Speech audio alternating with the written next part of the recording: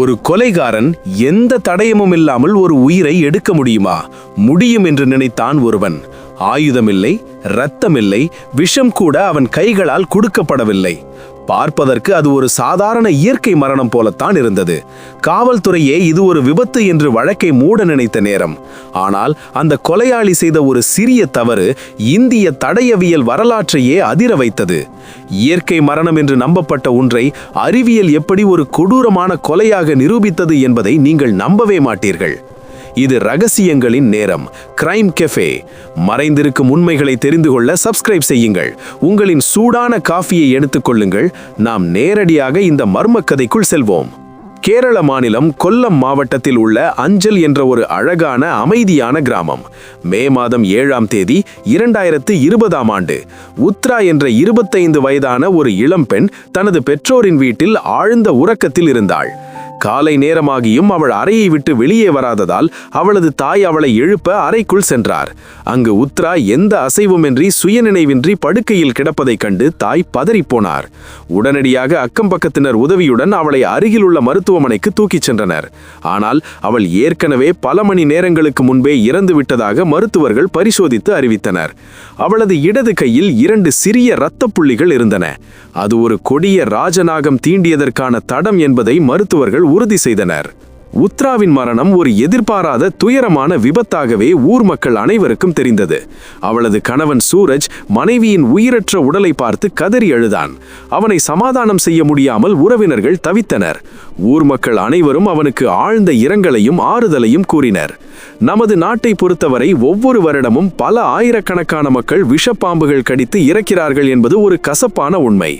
எனவே மரம் செடிகள் சூழ்ந்த கிராமப்புறங்களில் உள்ள ஒரு வீட்டிற்குள் இரவு நேரத்தில் ஒரு பாம்பு நுழைந்து அங்கு தூங்கிக் கொண்டிருக்கும் ஒருவரை தீண்டுவது என்பது சாதாரணமாக எவரும் நம்பக்கூடிய ஒரு விஷயம்தான். காவல்துறையினரும் ஆரம்பத்தில் இது ஒரு இயற்கையான மரணம் என்று வழக்கை பதிவு செய்தனர். வழக்கமான நடைமுறைகளை முடித்துவிட்டு இந்த கோப்பை மூடிவிட காவல்துறை தயாரானது. ஆனால் உத்ராவின் பெற்றோருக்கு இந்த மரணத்தில் ஒரு வலுவான சந்தேகம் எழுந்தது. உத்ரா தூங்கிய அறை ஒரு சாதாரண அறை அல்ல. அது முழுமையாக குளிர்சாதன வசதி செய்யப்பட்ட பாதுகாப்பான ஒரு அறை. இரவில் தூங்குவதற்கு முன்பு எந்த ஒரு ஜன்னலும் திறக்கப்படவில்லை.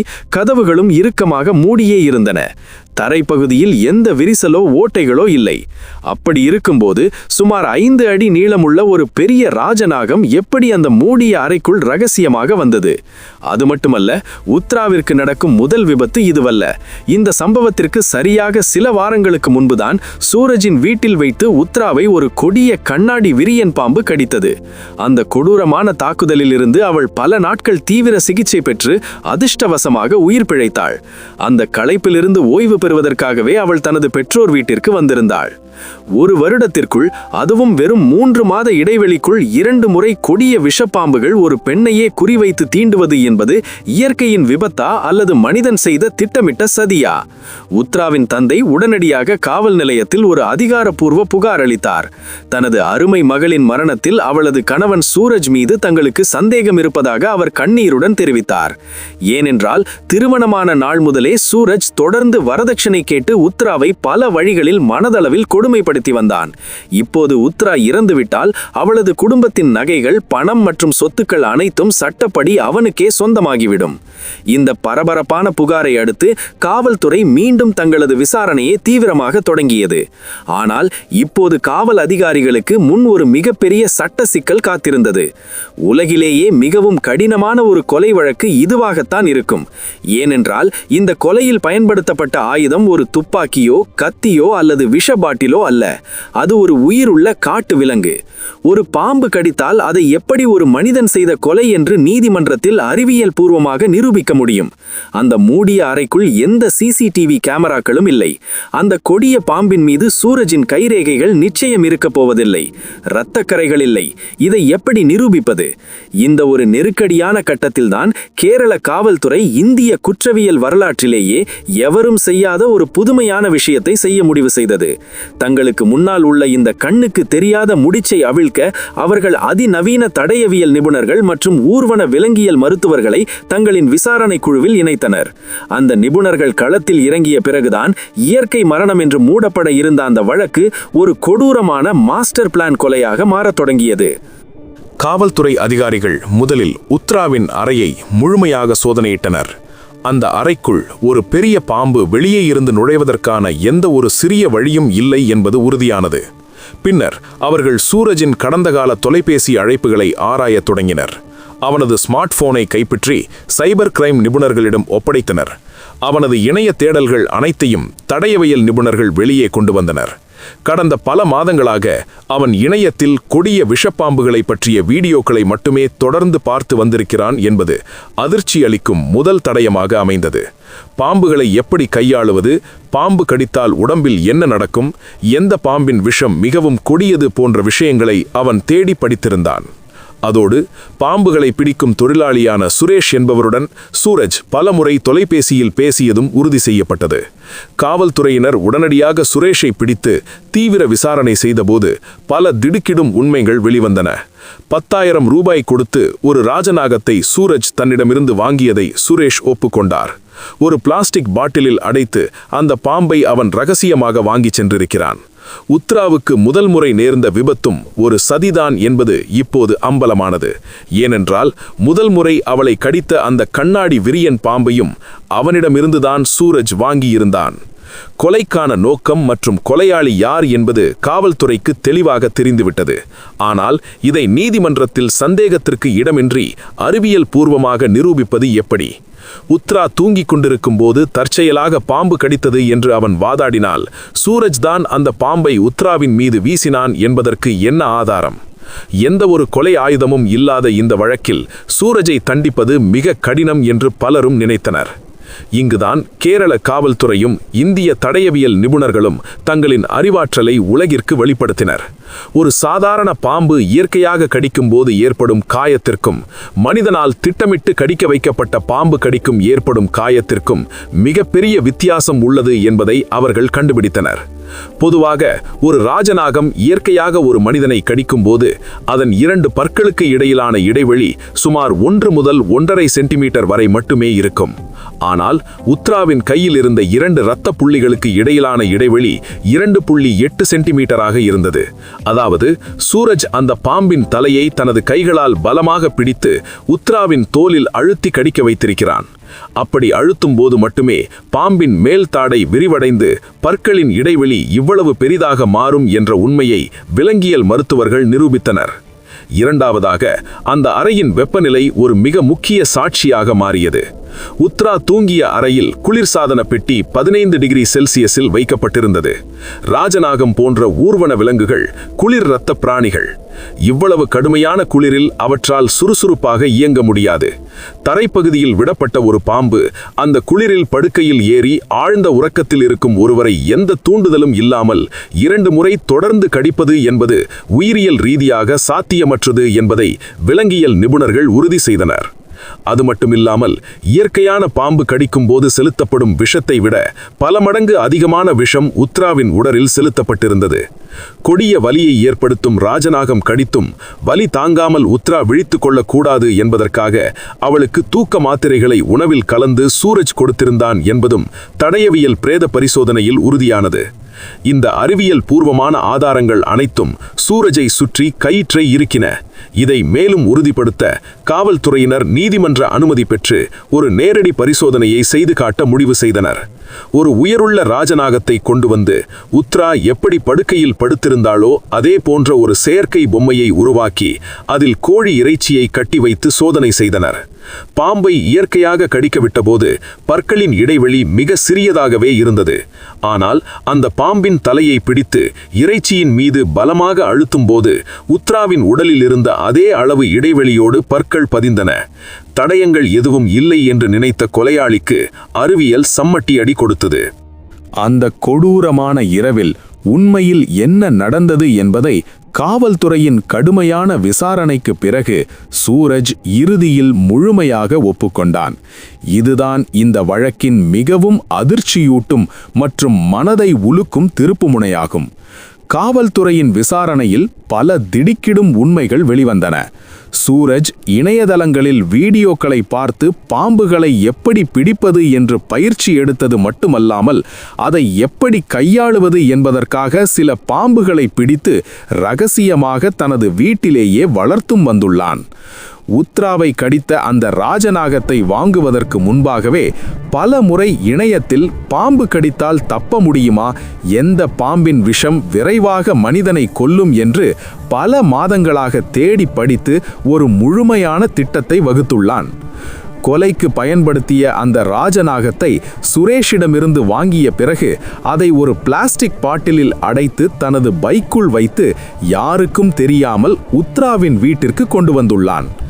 உத்ராவை எப்படியாவது கொன்றுவிட வேண்டும் என்று முடிவு செய்த அவன் அந்த பாம்பிற்கு பல நாட்களாக எந்த உணவும் கொடுக்காமல் பட்டினி போட்டிருந்தான்.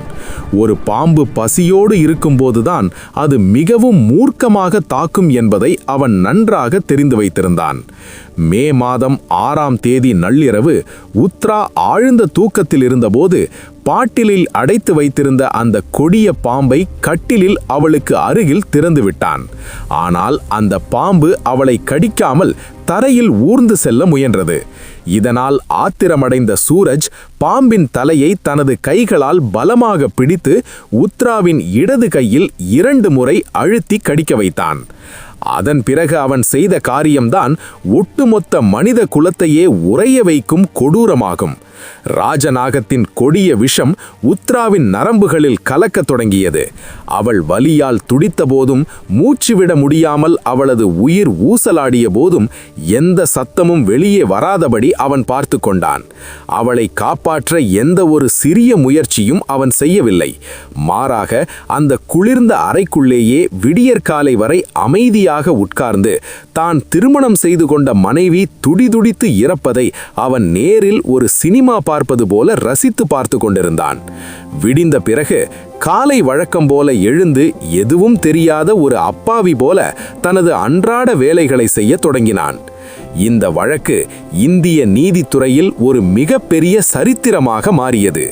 உலக அளவிலேயே ஒரு கொடிய விலங்கை கொலையாயுதமாக பயன்படுத்தி அது அறிவியல் பூர்வமாக நீதிமன்றத்தில் எந்த சந்தேகமுமின்றி நிரூபிக்கப்பட்ட முதல் வழக்கு இதுவாகத்தான் இருக்கும். கொல்லம் கூடுதல் அமர்வு நீதிமன்ற நீதிபதி தனது தீர்ப்பில் இதை சமூக மனசாட்சியை உலுக்கிய அரிதினம் அரிதான வழக்கு என்று ஆணித்தரமாக குறிப்பிட்டார்.